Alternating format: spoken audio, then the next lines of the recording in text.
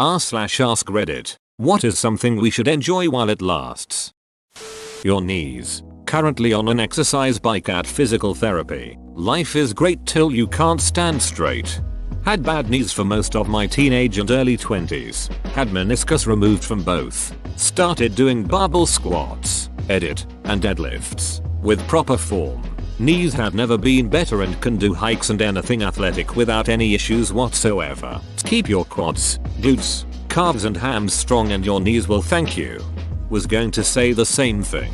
I know a few people who had bad knees when they were younger who have almost no sign of it anymore now that they work their legs out and are in good shape. Funny how that works.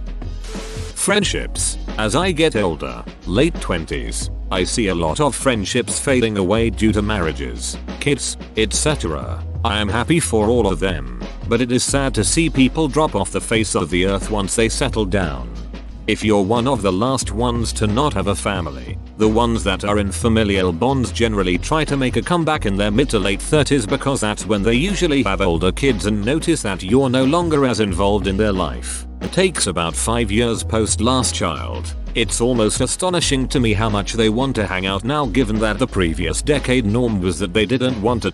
For a lot of us it's not that we don't want to, it's that it's a logistics nightmare. Yeah, let's grab dinner this week. Oh, but you're not off work until 5, won't be home until 6, so we can't meet until 7. Okay cool. That's the baby's bedtime though, so can we push that to maybe drinks and an appetizer at 8 on a Wednesday? Okay yeah, that is a bit late. Maybe this weekend? Shit, my husband has to work Saturday. Okay, let me see if I can find a sitter.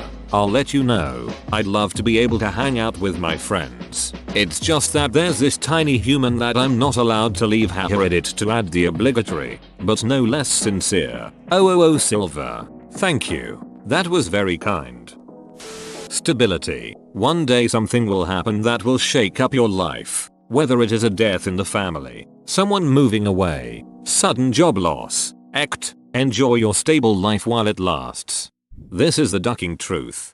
It's weird. We as humans like to think that there's such thing as stability. We crave it so much, and a lot of the work we do is to reach this pinnacle of life where things are stable, and somehow, that leads to happiness or fulfillment or whatever we're looking for. But life isn't stable. It's not a stagnant pool, but a rushing river that flows and changes constantly. Even though we all know this to be true, we are often completely blindsided and heartbroken when big change happens. As if that's not how life has happened for all of eternity. We are always somehow forgetting that life will always change whether you're ready for it or not. I think if we made a conscious effort to just admit to ourselves that stability is a fallacy and that change is what we get out of life, we would be a lot happier. We could enjoy the good things while they're here because we know that one day, they'll be gone. We can get past the bad things while they're here because we know that one day, they'll be gone as well. The more energy we spend trying to manipulate the world to achieve a sense of stability, the less energy we are able to spend just simply enjoying where we are and what we have in this moment. Breathing through both nostrils. Fun fact, most of the air always comes through just one nostril, even when they're both clear.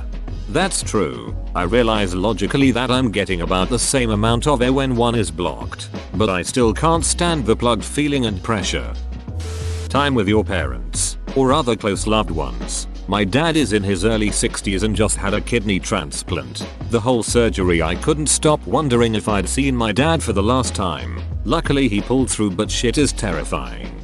It's literally the worst. My grandpa passed away a few months ago at 93. Great man, but I just remember talking to my dad, who is 66, in the hospital about everything before the doctors started preparing us for the inevitable. Pain management instead of life-saving measures. My grandpa seemed pretty good all things considered. I just remember my dad saying that he didn't think my grandpa was ready. When he did pass, my dad was the last one to speak at the funeral and stuff, and he was pretty good the whole day. But right when he was about to finish his speech is when he finally broke down and started tearing up while saying that my grandpa was his best friend. That is the saddest thing I've ever seen. And I love my dad and I worry about how I'll take it when he passes. Glad your pops is okay. Having your teeth. This sounds like a personal threat.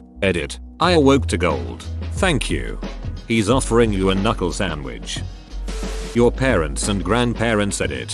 Thanks people for the gilded plats. Go ahead and call your parents or grandparents just to tell them hello and check in on what's going on with them. I might add, ask your grandparents about their younger lives, what they did. If they are immigrants, ask them about what it was like moving here. By the time you are old enough to be curious about their history, they are gone. The stories my grandpa told me about his time in World War II and being a POW was crazy, and my grandmother has some pretty crazy stories too.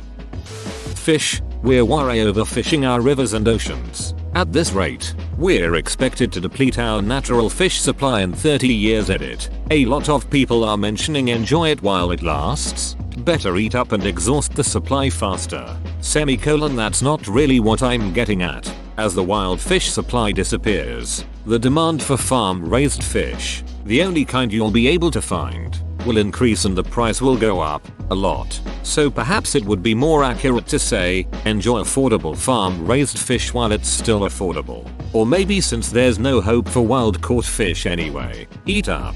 That's why I actually aim for farmed fish rather than fresh caught at the grocery store. People seem to get excited about wild caught fish, but they don't always realize how damaging that is to oceanic food webs. Farmed fish breed diseases that spread to the wild population. Though, you may be referring to hatchery fish which are ethically raised to supplement wild fisheries. Subsistence fishing is perhaps the best way for sustainably caught wild fish. Commercial fishing is where we get into trouble. The City of Venice. Curiously, I saw a documentary recently that argues the millions of tourists visiting Venice is killing the city. The population is now half of what it was 50 years ago, because everyone wants to make things ebs and jacking up the rent. So normal Venetians can't afford to live there anymore. As a result, the city is closing services in the old town, like the schools and hospitals, which accelerates the decline. At the current rate it's decreasing. No one will actually live in Venice within a decade or two and it will just be a Disneyland. And honestly, as someone who has been to Venice, and thus contributed to the problem, I was amazed at how crowded it was even in friggin' October. Duck Airbnb for this very reason. It's not about tourism bringing too many bodies to the city. It's Airbnb ducking the housing market up the ass so nobody can afford to actually live there. Privacy. I feel like in 10 years or so there's going to be so much technology that no one is going to have privacy. Already gone. Compare the privacy expectations of millennials with baby boomers. Not even the same planet. And just think, most of the children born in the last 10 years probably have their entire lives catalogued on Facebook and Instagram. The current golden age of peace. We are living in a bizarre time in history where technological progress is off the charts and the major world powers haven't had an open conflict with each other in 70+ years. If history is any model for the future, this is not a sustainable situation.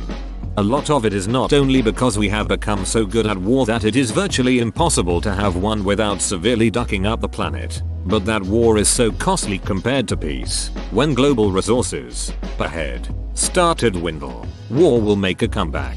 We just have to hope that things like nukes have become unusable by the time that happens.